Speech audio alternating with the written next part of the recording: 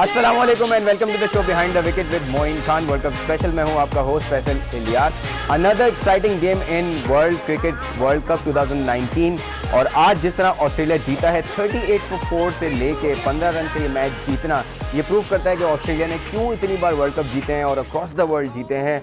और अगर पहले गेम से कंपेयर करें, पाकिस्तान भी कुछ ऐसी सिचुएशन में था, तो पाकिस्तान क्यों सिर्फ एक बार वर्ल्ड कप जीता है वो भी हमें रीज़न समझ में आता है। So Australia is the team which is to watch out for, और उन्होंने प्रूव किया, जैसे मैंने कहा कि कितनी बार वर्ल्ड कप क्यों जीते हैं। और आज के मैच मतलब ऐसा था कि एंड तक आप मैच को देखते रहें और इवेंचुअली वेस्ट इंडीज़ ने मैच हारा और ऑस्ट्रेलिया ने जीता। तो आज के मैच के बारे में बात करेंगे जो कुछ देर पहले ख़त्म हुआ है, और आई एम श्योर सारे व्यूअर्स वो मैच देख के अभी सुनना चाह रहे होंगे कि मोइन खान साहब जो हमारे शो पे हैं, पाकिस्तान के साबिक कप्तान टेस्ट क्रिकेटर, वो क्या कहेंगे, और sports journalist sports analyst Shoaib Alvi साहब क्या कहेंगे इस मैच के बारे में। और हम इनसे ये भी जानेंगे कि कल जो पाकिस्तान का श्रीलंका से मैच होना है उससे क्या एक्सपेक्ट करना चाहिए, पाकिस्तान की क्या प्लेइंग 11 होनी चाहिए और मैच कैसा होने वाला है। लेकिन पहले खान साहब हमें ये बताएं, कल हम शो में ये डिस्कस कर रहे थे कि it will be easy for Australia और वो शॉर्ट बॉल से इतना परेशान नहीं होंगे, लेकिन बिल्कुल गलत साबित हुआ। इतना आसान नहीं था ऑस्ट्रेलिया के लिए। जिस तरह फिंच और बाकी प्लेयर्स 4 अर्ली विकेट्स गिरे, अगर स्मिथ और कोटेनैल की बैटिंग को आप हटा दें जिनके तकरीबन 250 रन दोनों के हैं, तो पूरी टीम स्ट्रगल की ऑस्ट्रेलिया की बैटिंग। बिल्कुल स्ट्रगल तो किया, नो डाउट। आई थिंक अगर आप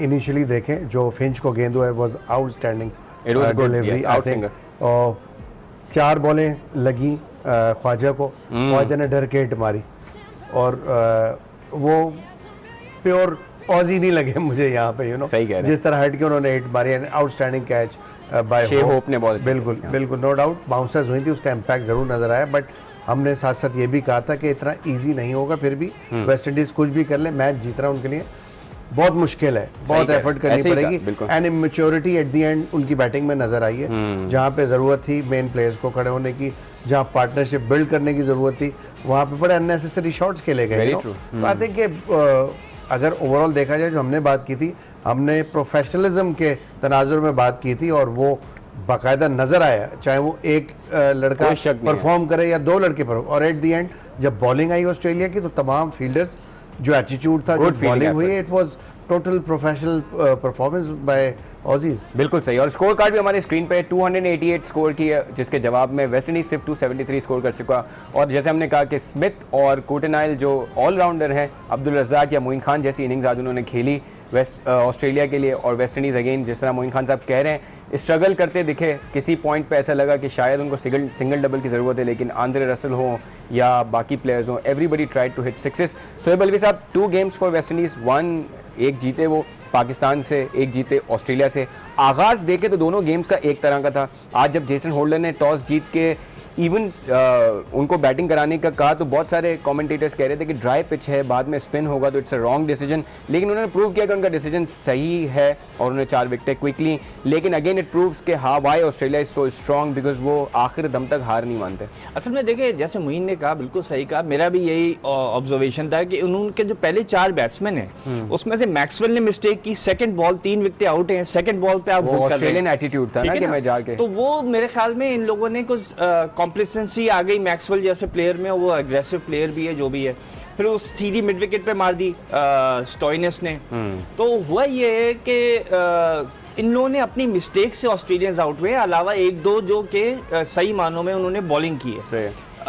और even when they were 79 for 5, I was confident कि 225-250 तक जरूर पहुंचेंगे। उसकी वजह यही है द ऑस्ट्रेलियन स्पिरिट और द फैक्ट इज कि गेम सेंस है उनका, और जो वेस्ट इंडीज के पास नहीं है। 1996 का semifinal Australia versus West Indies था, अगेन 17 for 4 हो गया था ऑस्ट्रेलिया। अच्छा। और एम्ब्रोज और वॉल्श ने उनको उड़ा के रख दिया था। फिर वो उनकी पार्टनरशिप लगी थी बेवन और स्टुअर्ट लॉ की, वो 207-208 तक ले गए थे। फिर 165 for 2 थे, वेस्ट इंडीज जीत रहे थे, रिचर्डसन और चंद्रपॉल आउट हुआ, सारी टीम सारे आर्थरटन मार मूर के आउट हो गए, शेन वॉर्न ने जितवा दिया मैच। तो ये उनकी हिस्ट्री में फॉलो कर रहा हूँ कि ये live up to their when they are very close to, जब मंजिल सामने नजर आ रही होती है तो ये एक्साइटेड हो जाते हैं और मानना मुनना शुरू कर देते हैं। आज सिर्फ मैं ये कहूंगा कि जो रसल है, that was the turning point. लेकिन probably मुझे ये लगा probably कि उसकी जो नी का प्रॉब्लम था, उसने शायद होल्डर से कहा भाई मुझसे सिंगल्स डबल्स नहीं भागे। लेकिन शोएब साहब आप और वो आप उठा के स्टार्क को तो नहीं मारेंगे, आप थोड़ा वेट करेंगे, you should have you know seed of that. पे फायदा ये होता है ना, वो मार रहा था शॉर्टर बाउंड्री की तरफ, स्टार्क जिस पेस से कराता है तो फिर आपकी लगती भी तो 6 की तरफ जाती है, तो मेरे ख्याल में वो प्रोबेबली ये रीजन होगा। लेकिन अगेन रसल से कोई बईद नहीं है, उसका दिमाग में आ गया तो आ गया। He is one of those West Indians जो इसी तरह के शॉट्स मार के पहले भी डिसअपॉइंट किया है। और उस ओवर में हम देख रहे थे कि कप्तान ने जाके उसको समझाया भी, आई एम श्योर यही कहा होगा कि ये ओवर निकाल लो या खड़े होके खेलो, लेकिन बिल्कुल आपकी जैसे बात है रसल भाई, अब वो सुपरस्टार है। अच्छा मोइन खान साहब, कितना इंपॉर्टेंट है अच्छा बैट्समैन को रीड करके उसकी विकेट लेना, बिकॉज हमने देखा है कि प्लेयर्स को लिटरली सेटअप किया जा रहा है, जिस तरह न्यूजीलैंड खेल रही है, जिस तरह ऑस्ट्रेलिया खेल रही है। जब स्मिथ बैटिंग पे आए थे, एक स्लिप रखी हुई थी, तो बार बार माइकल होल्डर ये कह रहे थे कि it's not the right strategy, because ये लेग स्टंप पे इतना अच्छा प्लेयर है, इसको अगर आप ऑफ स्टंप पे भी बॉल देंगे वो लेग स्टंप पे निकालेंगे, तो you have to have your leg stump you know properly covered, और एक कैचर आप लेग स्टंप पे दें। और हमने देखा कि बारहा कैचेस निकले उस तरफ जब शॉर्ट बॉलिंग हो रही थी। सो डू यू थिंक कि this is a you know classic example for Pakistan के आगे किस तरह बैट्समैनों को, अच्छे बैट्समैनों को सेटअप करके आपने आउट करना है? देखिए दुनिया के जो टॉप बैट्समैन होते हैं ना, वो चाहे कोई भी फील्ड आप लगा दें, वो डोमिनेट करते हैं आपको। सही है। और मे बी वो स्लिप नहीं होती, और वो लेग स्लिप होती तो वो हो सकता है कवर में रख के, थर्ड मैन पे रख के, जिस तरह वो मैनेज करते हैं अपने आप को, तो आई थिंक वो अडेप्टेशन जो है वो आउटस्टैंडिंग है। यही वजह है कि वो एक राइट आर्म लेग स्पिनर आए थे टीम के अंदर, और इतने अपने आप को ट्रांसफॉर्म करके दुनिया के टॉप क्लास बैट्समैन ऐसी कोई नहीं बन जाता। Very true. कुछ ना कुछ एबिलिटी होती है उस इंसान के अंदर। आई थिंक कि स्मिथ ने जिस तरह की एंकर रोल प्ले किया, जो रोहित शर्मा की हमने इनिंग देखी थी प्रीवियस डे में, जो उन्होंने खेला, उसी तरह सिचुएशन थी, बहुत टेंस सिचुएशन थी ऑस्ट्रेलिया के लिए, जो एंकर रोल प्ले किया है। फिर कैरी ने उसको कंटिन्यू किया थोड़ा सा, और फिर आगे जो नाइल ने बैटिंग की है, it was tremendous to see, and I was confident like Shoaib भाई सेड कि वो भी जैसे कहते हैं 225, आई वाज आल्सो कॉन्फिडेंट कि यार ये 250 रन भी हो गए तो ऑस्ट्रेलियन मुश्किल कर देगा वेस्ट इंडीज़ के लिए, बिकॉज के वेस्ट इंडीज़ की एक वाकई एक कहना चाहिए कि हिस्ट्री है इस तरह की जो भी इन्होंने बताई है, कि वो जब भी मैच में करीब आ रहे होते हैं चेजिंग के टाइम, वो पागल हो जाते हैं, बिल्कुल कहना चाहिए। हम अपनी क्रिकेटिंग लैंग्वेज में तो यही बोलते हैं, सेंस नहीं यूज करते अपने, बेसिकली यू नो एक्साइटेड हो जाते हैं। रैश शॉट जैसे हमने रसल को देखा, रसल मशहूर है इस तरह के, आउटस्टैंडिंग, उनके पास कौन सी हिट नहीं है, इतना अच्छा स्ट्रेट बैट से वो आदमी हिटें मारता है, यू नो। फिर आप दुनिया के टॉप क्लास बॉलर स्टार्क आप गेन कर रहे हैं, आप मेरा कोई कॉमन सेंस होती है, यू नो। तो वो लैग थी, एक्साइटेड हो गए थे, ओवर एक्साइटेड हो गए थे वेस्ट इंडीज के, हम आराम से जीत जाएंगे। पूरन की विकेट भी आई थिंक बड़ी गलत टाइम पे गिरी, एडमायर रन आउट हुए बिल्कुल। आई थिंक बहुत अच्छी पार्टनरशिप बिल्डअप हुई थी, बट उसको बात वही है कि जो हिस्ट्री है इनकी, कि उसमें एक कहना चाहिए ना कि एक स्टेबिलिटी नहीं है, कि बड़ी और छोटी पार्टनरशिप को बड़ी नींद में तब्दील नहीं कर सकते, और यही वजह एक्साइटेड हो जाते हैं। ऐसा लग रहा है कि पाकिस्तान की डिस्कशन हो रही है सीरियसली। बिल्कुल ऐसी ही है, ऐसी अनप्रेडिक्टेबल टीम है, और ये यही वजह है कि इनके देखें आप कि रिसेंटली T20 वर्ल्ड कप वगैरह भी जीते, आउटस्टैंडिंग परफॉर्मेंसेस हैं। दुनिया की तमाम लीग्स में इनके क्रिकेटर्स खेलते हैं, एक्साइटमेंट होती है उस लीग के अंदर जहाँ वेस्ट इंडियन खेल रहे हो। गेल को ले लें, रसल को ले लें, पूरन को ले लें, आप किसी भी प्लेयर को उठा के अगर देख लें तो एक एक्साइटमेंट होता है। आई थिंक वही बात कि मैच्योरिटी की कमी है, हमने ये चीज़ लैकिंग उसमें भी देखी अफगानिस्तान की टीम में, while their I mean chasing collapse कर गए फिर, और मैच वो भी जीत सकते थे। आई थिंक यही चीज़ है जो वेस्ट इंडीज़ में एक्चुअल लैक कर रही है, और अनफॉर्चुनेटली टॉप बॉलिंग ने बहुत ही आउटस्टैंडिंग बॉलिंग की, बट लेटर ऑन हम इसके ऊपर डिस्कस करते हैं। और absolutely we have to right now see the package as to how West Indies lost this game, और जो हम डिस्कशन कर रहे हैं all of these points are really relevant, और अगर देखा जाए तो थोड़ा अफसोस भी हो रहा है कि वेस्ट इंडीज क्यों हार गया, लेकिन let's see how they lost. That's brilliant. Right, so this is how West Indies जो है वो आज का मैच हारा है। शोएब अलवी साहब 24 वाइड्स कराई हैं आज वेस्ट इंडीज ने, और 15 रन से वो मैच हारे हैं। और जिस वक्त ये हो रहा था उस वक्त कमेंटेटर्स ये भी कह रहे थे कि ये एक्स्ट्रास का जो ये 12वां खिलाड़ी है जो ऑस्ट्रेलिया की तरफ से खेल रहा है, वो शायद वेस्ट इंडीज को लेके डूब जाएगा, और वही हुआ। और देखो कल भी हमने ये बात की थी कि इनके जब फास्ट बॉलर जरा से प्रेशर में आते हैं तो इधर उधर फेंकने लगते हैं। अच्छा, स्टार्क से भी आई वाज वेरी सरप्राइज, काफी आज स्टार्क से भी काफी वाइड हुई, जो कि नॉर्मली बड़ा एक्यूरेट होता है, लेकिन इनका तो है ही है ये हाल। और एक मुझे याद है, मुझे एग्जैक्ट मैच नहीं आ रहा, इन्होंने 36 वाइड्स दी थी यार। ओह माय गॉड, 36 वाइड्स और नो बॉल्स वेस्ट इंडीज दे चुका है। बिल्कुल सही है, ये बड़ी प्रॉब्लम है। मोइन भाई, आपको लगता है कि वेस्ट इंडीज के जो सीनियर प्लेयर्स हैं जिनसे आप सबसे ज्यादा एक्सपेक्ट करेंगे, गेल हो गए या आंद्रे रसल हो गए, they are not completely fit? जैसे गेल के बारे में आज कह रहे थे कि वो एक इंच भी ज़्यादा नहीं हिलते, जितने की ज़रूरत है बस उतना ही हिल सकते हैं वो। सो डू यू थिंक कि वो बड़े गेम्स में या इस तरह के क्रंच मोमेंट्स पे आपको कॉस्ट कर जाएगा?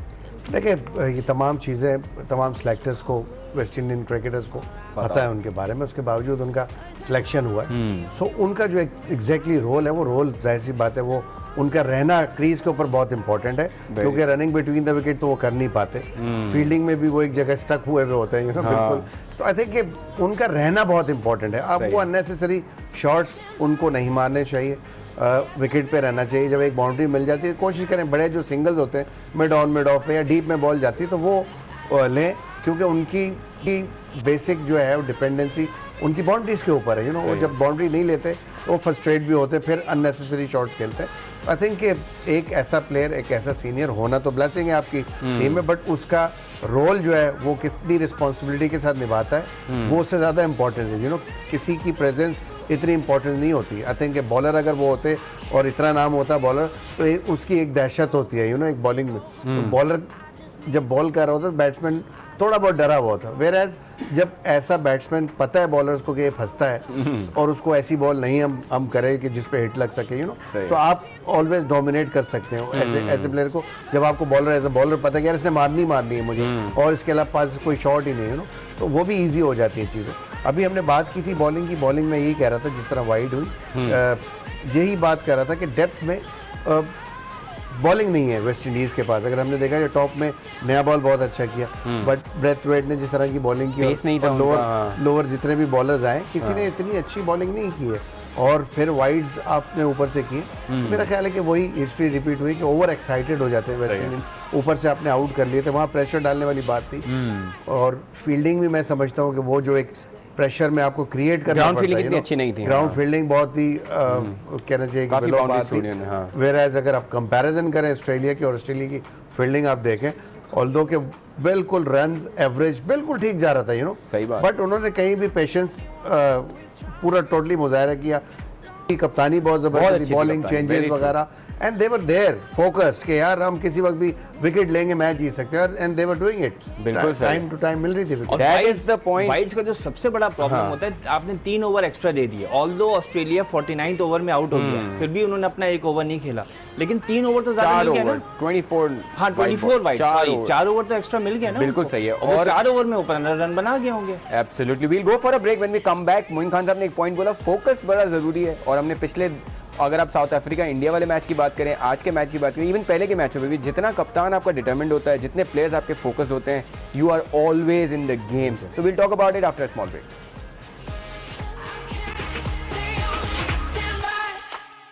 You should call me, go. 'Cause I know I'm not the only one who is trying to. Welcome back after the break on behind the wicket with Moin Khan. We have with us Moin Khan साहब और शोएब अलवी साहब हमारे साथ हैं। कल पाकिस्तान ने Bristol में अपना मैच खेलना है, तीसरा मैच है पाकिस्तान का। एक मैच हम हारे हैं वेस्ट इंडीज से, एक जीते हैं नंबर 1 रैंक टीम इंग्लैंड से। क्या एक्सपेक्ट करना चाहिए हमें कल के मैच में और क्या हिकमत अमली होनी चाहिए? एक चीज़ मोइन खान साहब ने ऑलरेडी बता दी है कि कप्तान का पैशनेट होना, और मोइन खान साहब का मैसेज भी सरफराज को यही था कि आप अपना नेचुरल प्लेयर से अग्रेसिव कप्तानी करें, और दूसरा सारी टीम को पैशनेट होना बड़ा ज़रूरी है। आखिर वक्त तक आप गेम में रह सकते हैं। कल हमने देखा था किस तरह बांग्लादेश ने आखिरी लम्हे तक फाइट की, ऑल्दो न्यूजीलैंड जीता। आज भी हमने देखा कि ऑस्ट्रेलिया ने किस तरह फाइट की और वो मैच जीते। सो पहले एक पैकेज देखते हैं कि पाकिस्तान श्रीलंका, एक प्रीव्यू देखते हैं कि ये मैच किस तरह का होने वाला है, और फिर हम हिकमत अमली जानते हैं अपने पैनल से। Alright, so an important game for both the sides. दोनों टीमों ने 2-2 मैचेस खेले हैं, 1-1 जीता है, और यहाँ से जो टीम जीतती है वो 4 पॉइंट्स ले जाएगी। उम्मीद करते हैं कि बारिश जो है वो रंग में भंग ना डाले और मैच हमें देखने को मिले। मोइन खान साहब, क्या स्ट्रेटेजी होनी चाहिए? जब मैं ये फुटेजेस देख रहा था, एक तो ग्रैंड फ्लायर को देख के हैरत हुई, दूसरा ऐसा लग रहा था कि मोइन खान भी जो है वो कोयटा ग्लेडिएटर्स की टीम को पीछे सिखा रहे होंगे। सो जब PSL चल रही थी तो हम आपकी फुटेजेस देख रहे होते थे कि कोयटा की कैसे तैयारी हो रही है। सो ये 2 चीज़ें थी जो I took out of this video. लेकिन आपको क्या लगता है, क्या हिकमत अमली होनी चाहिए पाकिस्तान की? वेल देखिए, पहले तो मौसम का इम्पोर्टेंट ये है कि बारिश ना हो, मैच पूरा हो, और मैच पूरा नहीं होगा तो दोनों टीमों को मुश्किलात होंगी, जाहिर सी बात है। टॉस भी बहुत मैटर करेगा, और अगर बारिश हो रही हो, मैच डिले होता है, मैच लेट शुरू होता है, यकीनन दोनों टीमों के लिए बड़ा मुश्किल हो जाएगा ये डिसीजन लेने के पहले बैटिंग की जाए या बॉलिंग की। Very true. और लो ओवर्स का कहना चाहिए कि लो स्कोरिंग मैच भी जाहिर सी बात है रिड्यूस हो जाएंगे ओवर, तो मुश्किलात तो होंगी बट अगर ओवरऑल जेन्युइनली मैच होता है पूरा और अच्छी कंडीशन होती है तो मेरा ख्याल है कि Pakistan will be the favourites बिल्कुल बिकॉज सही है। के जिस तरह का मोमेंटम उन्होंने हासिल किया पिछले मैच से, अगर उसको कंटिन्यू करते हैं तो श्रीलंकन टीम के अंदर ऐसी कोई डेप्थ नहीं है तो जो आपको रेजिस्ट कर सके बहुत ज़्यादा, यू नो, ऑल्दो कि आपको एफर्ट तो करनी पड़ेगी मैच जीतने के लिए। ऐसा नहीं होगा कि श्रीलंकन आपको प्लेट में रख के मैच दे देंगे, आपको एफर्ट तो करनी पड़ेगी। बट जो प्रीवियस जितने भी अगर मैचेस आप देखें, चाहे वो वर्ल्ड कप के मैचेस हो या नॉर्मल सीरीज़ के मैचेस या टूर्नामेंट्स के, पाकिस्तान काफ़ी ग्राफ में ऊपर है उनसे, जितनी भी विक्ट्रीज हुई हैं पाकिस्तान की। सही है। तो पाकिस्तान को इम्पोर्टेंट यही होगा। डकवर्थ लुइस मैटर करेगा कल के मैच में। अगर बारिश हो जाती है तो मेरा ज़ाती ख्याल है कि पहले अगर कंडीशन थोड़ी भी पिच की बेहतर होती है, पिच ड्राई है, तो Pakistan should go for batting first. बिल्कुल सही। तो मैसेज फ्रॉम मोइन खान साहब इस के अगर कंडीशन सही हो तो बैटिंग पहले करनी चाहिए। सो ये साहब, पाकिस्तान का जैसे श्रीलंका के कप्तान ने भी कहा कि अनप्रेडिक्टेबल है, और आपने हमें बताया कि 1975 से हमारा ये टैग चलता आ रहा है। सो आपके होने का ये हमें फ़ायदा है, हमें सारी हिस्ट्री पता चल जाती है। सो डू यू थिंक कि पाकिस्तान जब किसी भी गेम में एज अ फेवरेट जाता है तो उनके लिए मुश्किल हो जाता है, यही अनप्रेडिक्टेबिलिटी है हमारी। और ये जो 1975 में अनप्रेडिक्टेबिलिटी टैग दिया था, ये no other than Ian Chappell ने दिया था, जो ऑस्ट्रेलिया का कैप्टन था, जो फाइनल में पहुंची थी टीम। हेनरी ब्लोफेल्ड बहुत माना हुआ जर्नलिस्ट था, उसने कहा था। और मुझे बड़ा हैरान हुआ कि वेस्ट इंडीज और ऑस्ट्रेलिया जैसी टीमों के होते हुए हम उस वक्त भी फेवरेट थे। One of the best. हमने एक साल पहले, एक सीजन पहले इंग्लैंड का टूर किया था, पूरे टूर में अनबीटन रहे थे और इंग्लैंड को दोनों ओडीआईज में बड़ा जबरदस्त हराया था। एक दफा 9 विकेटों से हराया था, एक दफा अच्छे खासे रन से हराया था, 90 for 9 कर दिया था ये वो। उस पर इंग्लैंड की बहुत जबरदस्त टीम। तो हम लोग, हमारी जनरेशन अनफॉर्चुनेट है कि स्पोर्ट्स जो इतना बैकफुट पे चला गया। जब हम 75 में आए थे तो obviously everyone was looking to the previous season, कि पूरा सीजन 4 महीने इनको किसी ने हराया ही नहीं, ना इंग्लैंड ने ना किसी काउंटी ने। तो anyway, coming back to your question, unpredictability is there, definitely है, और हमेशा रहेगी। लेकिन आई थिंक पाकिस्तान ने ये जो इंग्लैंड को हरा दिया ना, इससे बहुत सेल्फ बिलीफ आई। किसी और टीम को हराते तो फिर भी ये होता कि यार नेक्स्ट डे फिर आप 200 पे कोलैप्स हो सकते हैं। लेकिन फॉर सम रीजन जो इंग्लैंड को हरा के जो इनका सेल्फ बिलीफ आया होम ग्राउंड पे, number 1 team, favourite for this world cup, total किया, हाईएस्ट टोटल किया, ठीक है ना। तो इस वजह से आई हैव अ फीलिंग कि they will be very pumped up. और मुई इज एब्सोल्युटली राइट कि when it comes to Duckworth Lewis, because जब आप सेकंड बॉलिंग करते हैं तो एक विकेट भी गिर जाए तो 9-10 रन कम हो जाते हैं। सही है। तो उसमें फिर फायदा ये होता है कि अगर आप प्रेशर डालें और विकेट्स ले लें तो फिर मुश्किल है, एकदम से चीज़ें अगर वो टीम डकवर्थ लुइस के पार स्कोर से ऊपर भी होती है, एकदम से नीचे गिर जाती है। So I suppose that's an advantage, और let's see what happens tomorrow. बिल्कुल सही है मोइन भाई, हमने देखा है शॉर्ट बॉल की स्ट्रेटेजी काफी वर्कआउट करी है। It's not just Pakistan, other teams are also struggling. जिस तरह आज हमने उस्मान ख्वाजा का अपने ऑलरेडी जिक्र किया, किस तरह वो सेटअप हुए और फिर रैश शॉट खेला उन्होंने। आज हमने देखा शे होप जो सबसे ज़्यादा रन किए उन्होंने वेस्ट इंडीज़ के लिए, वो भी स्ट्रगल करते हुए दिखे पूरा मैच, और आखिर में आउट भी शॉर्ट बॉल पे हुए। डू यू थिंक कि पाकिस्तान के लिए एक अच्छी चीज़ ये है कि श्रीलंका के पास कोई ऐसे पेसर्स नहीं है, मलिंगा हैं, वो इतने लकमल हैं, इतना पेस नहीं है, सो शॉर्ट बॉल का बैराज कल इतना नहीं होने वाला। बिल्कुल, देखिए वेस्ट इंडीज़ को एक एडेड एडवांटेज जो है उनकी हाइट्स हैं, यू नो, उस हाइट की वजह से जो लेंथ है, उस लेंथ से गेंद ऊपर आती है तो किसी भी मुश्किल। आज हमने देखा कि ऑस्ट्रेलियंस भी, उस्मान ख्वाजा जैसे प्लेयर जो बड़े टॉप रैंक प्लेयर हैं आजकल, वो डर गए बॉलों से, यू नो, और फिर उन्होंने चला दी, हिट मार दी और वो आउट हो गए। और फिर मैक्सवेल आए, मैक्सवेल ने भी आते ही चलाने की कोशिश की, डोमिनेट करने की कोशिश की थी कि वो रन बनाए उसके ऊपर, बट ऐसे ही होता है। तो आई थिंक वो एडवांटेज और दूसरी किसी टीम को नहीं जो वेस्ट इंडीज़ के पास है, उनकी हाइट्स की वजह से, और जेन्युइन पेस भी है शुरू में उनके पास। तो आई थिंक पाकिस्तान को एज सच मेरा नहीं ख्याल कि अब किसी, जैसे हमने कहा था कि अब वेस्ट इंडीज से मैच या तो सेमीफाइनल होगा या फाइनल होगा, दोबारा बड़े लड़के नहीं मिलेंगे। बिल्कुल, इतने लंबे लंबे लड़के नहीं आएंगे दोबारा टूर्नामेंट में।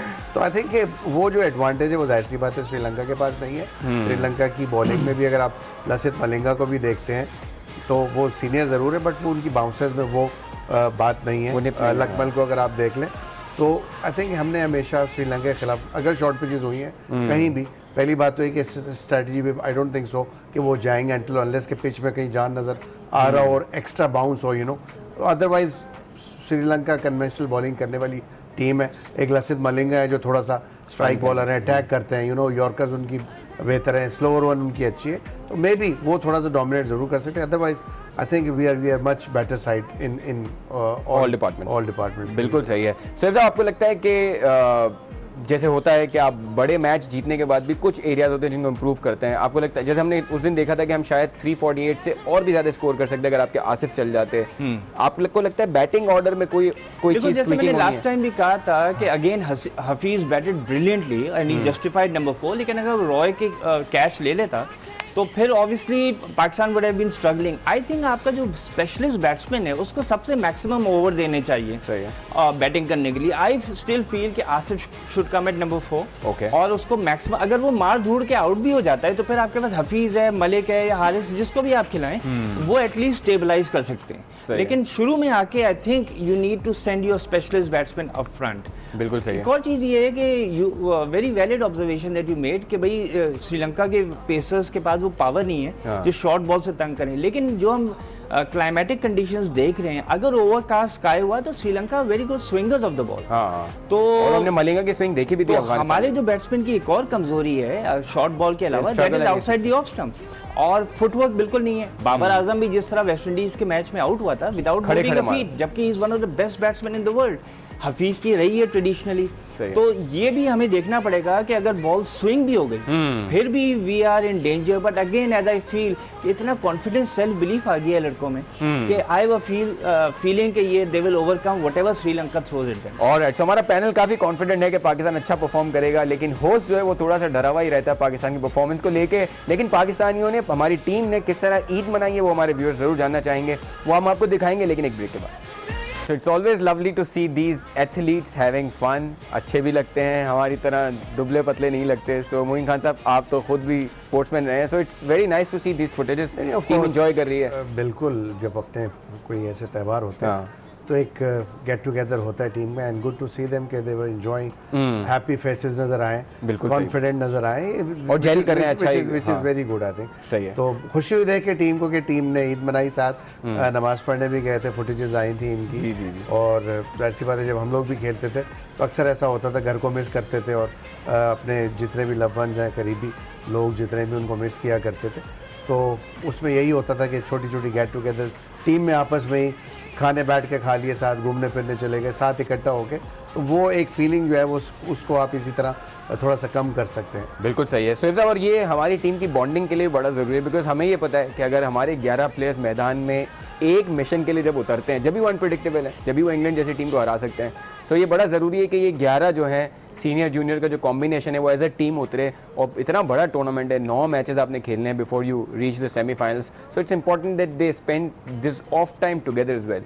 ऑफ टाइम बहुत ज़रूरी होता है, बिकॉज आपकी ज़रा टेंशन हटती है और ज़रा सा आपका माइंड रिलैक्स होता है। अगर आपका आउट ऑफ फॉर्म है तो टेंशन है, तो अगर आपसे 4 दोस्त बात कर रहे हैं तो for half an hour 1 hour you forget कि मेरी ये प्रॉब्लम चल रही है, मेरी वो प्रॉब्लम चल रही है, and before you know it, because half the illness is in the mind. Mind इतना स्ट्रॉन्ग है, जो माइंड साइंसेज अगर आप पढ़ेंगे किताबें उस पर, इतना स्ट्रॉन्ग है कि आपकी फिजिकल इंजरी को माइंड हील कर सकता है दवा से बेहतर, अगर आपको अपने माइंड पे इतना फोकस हो। तो ये बहुत अच्छी चीज़ है। वैसे हर दफ़ा बॉन्डिंग में नहीं होती। मैं आपको बताऊं 1971 के टूर में सब अजमत राना को लेके चले गए। अजमत राना बेचारे को अंग्रेजी नहीं आती थी, तो मरूम है, तो उसको एक स्टेशन पे छोड़ के आ गए और हंसी मजाक करके सारे वापस आ गए। अजमत राना को लास्ट रात को 2 बजे पुलिस वाले लेकर आए। वो पुलिस वालों को अपने होटल एड्रेस नहीं बता सकता था बेचारा। तो हर तरह की शुगल भी होते हैं, सही है, ये भी होता है, एक छेड़छाड़ी भी होती है दोस्तों में। लेकिन ये सही है कि बॉन्डिंग से बेहतर चीज़ कोई नहीं है ऑफ द फील्ड। बिल्कुल सही। मोइन भाई, हमने कल बात की थी कि श्रीलंका की टीम में बैटिंग में कुछ ऐसे जैसे परेरा हैं, जैसे त्रिमन्ने हैं, उसे ना प्रदीप ने 4 विकेट ली, मलिंगा की तो हम बहुत बात करते हैं। Do you think he is somebody जिसको संभाल के खेलना होगा? 4 विकेट उसने अफगानिस्तान के साथ ली। बिल्कुल, अभी हम ऑफ कैमरा बात कर रहे थे Pradeep is a very good bowler. I think एक हाइट भी अच्छी है, उनको बाउंस भी अच्छा मिलता है, पेस है फिर उनकी, तो ही इज़ द वन कि जिसको थोड़ा सा मोहतात हो के पाकिस्तानी बैट्समैन को खेलना होगा। एट टाइम ऐसा भी हुआ करता था जब हम लोग खेलते थे, मोरली विकेट टेकिंग बॉलर थे, तो कोशिश यही करते थे कि इनको विकेट ना दो, 3 से 4 रन पर ओवर आप चले जाए, उनको कोई ऐसे शॉट ना खेले। और एट टाइम उन्होंने बहुत दफ़ा आउट भी किया पाकिस्तान टीम को, जब पाकिस्तान अटैक करने गई उन पर तो उन्होंने आउट भी किया। तो आई थिंक ऐसे बॉलर जो उस पर्टिकुलर डे के ऊपर आप देख रहे हो कि जो अच्छी कर सकते हैं बॉल या कर रहे हो बॉल, तो वहाँ पे इमीडिएटली आपको जो भी आपकी स्ट्रैटेजी होती है उनको चेंज भी करना पड़ता है अकॉर्डिंग टू द सिचुएशन। तो वो बहुत एडॉप्टेशन इंपॉर्टेंट होगी पाकिस्तानी बैट्समैन के लिए। ऐसे बॉलर जो आप समझते हैं विकेट टेकिंग है या आउटस्टैंडिंग कोई स्पेल कर रहा है उस दिन, तो आप उसको सी ऑफ करें या आपको रोकें उसको या कोशिश करें तो उसको अटैक ना करें, यू नो। तो अटैक में ये होता है कि आप आउट हो जाते हैं और फिर मुश्किल हो जाता है आपके लिए। जैसे हमने देखा कि हमने कोशिश की थी, अटैक करने गए वेस्ट इंडियन बॉलर के ऊपर और हम आउट होते चले गए, यू नो। तो आई थिंक थोड़ा सा कैलकुलेटेड होना पड़ेगा यहाँ पे। It's very important to play 50 overs और वट एवर ओवर्स आपको जो मिले वो खेलने बहुत इंपॉर्टेंट होंगे। अगर आप पहले बैटिंग करते हुए उस ओवर से पहले आउट हो जाते हैं नेचुरली एक आप गलत इम्पैक्ट क्रिएट करते हैं और उसका फायदा दूसरी टीमें उठाती हैं जब आप पूरे ओवर्स नहीं खेलेंगे। एब्सोल्युटली सर, हमने अभी तक के जितने मैचेस में देखा है कि अगर कोई बैट्समैन जो है वो ज़्यादा टाइम भी ले रहा है, he will get enough time because आपकी आउटफील्ड इतनी तेज़ हैं, आपकी बाउंड्रीज छोटी हैं। सो आई थिंक अब तक बैट्समैन ये समझ गए होंगे कि अगर मैं 10, 12, 15 बॉलें लेता हूँ एक जो आपके टॉप ऑर्डर बैट्समैन है तो इसमें कोई मसला नहीं, I will be able to make up for the strike rate. It all depends, जैसे इमामुल हक का ये कहते हैं कि बहुत शुरू में बहुत स्लो खेलता है बट इवेंचुअली आगे जाके ही मेक्स अप, वो 85-90 की स्ट्राइक रेट पे ले आता है। लेकिन मैच सिचुएशन देखना है, आपके सामने 450 का टारगेट पड़ा हुआ है, फिर आप 15-20 बॉलें खेल के बाद में 10 रन पर ओवर पे तो नहीं जा सकते। और इसी तरह 1979 का जो फाइनल था उसमें इंग्लैंड ने स्ट्रेटेजी बनाई कि वेस्ट इंडीज तो उस जमाने में बहुत ही पावरफुल थी और जोल गाना जैसे बॉलर्स बहुत थे, तो उन्होंने 60 ओवर का फाइनल होता था, उन्होंने स्ट्रेटेजी बनाई कि बॉयकॉट एंड ब्रेली दोनों ब्लॉकर्स से कि हम आउट नहीं होंगे।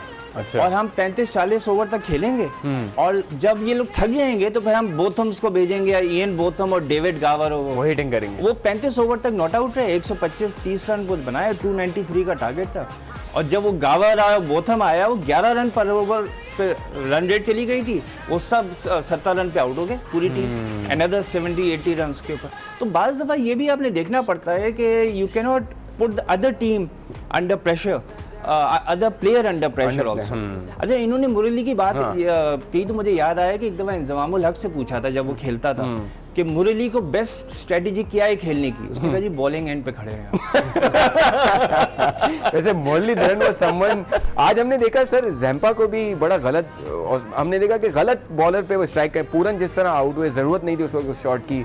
फिर हमने आंद्रे रसल की बात की, स्टार्क को मारने गए। Do you think all these are helping elements for Pakistan to understand कि यार कोई अच्छा बॉलर है तो उसको रिस्पेक्ट देनी और उस पर विकेटें नहीं गंवानी? ऑफ कोर्स क्रिकेटिंग सेंस क्या है, यही तो क्रिकेट सेंस है। मैच्योरिटी किसे कहते हैं, यही मैच्योरिटी होती है बेसिकली कि जो सिचुएशन के हिसाब से खेलता है प्लेयर वही मैच्योर कहलाता है, वही डिपेंडेबल कहलाता है और उसी को इवेंचुअली कप्तानी भी टीम की दी जाती है जो बहुत ज़्यादा डिपेंडेंट, जिसके ऊपर डिपेंड करते हैं, जो रिस्पॉन्सिबल होता है, यू नो। तो ये तमाम चीज़ें जाहिर सी बात है गेम अवेयरनेस से रिलेट करती हैं।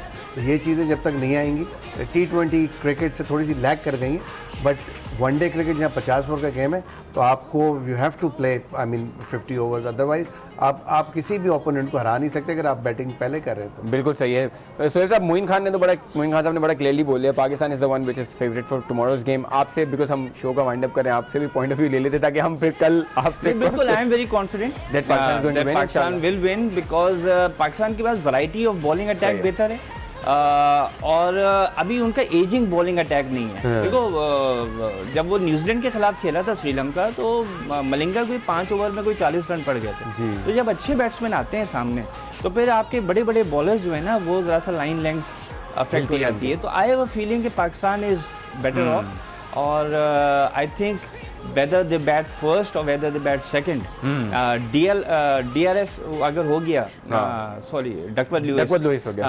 DLS अगर हो गया, तो फिर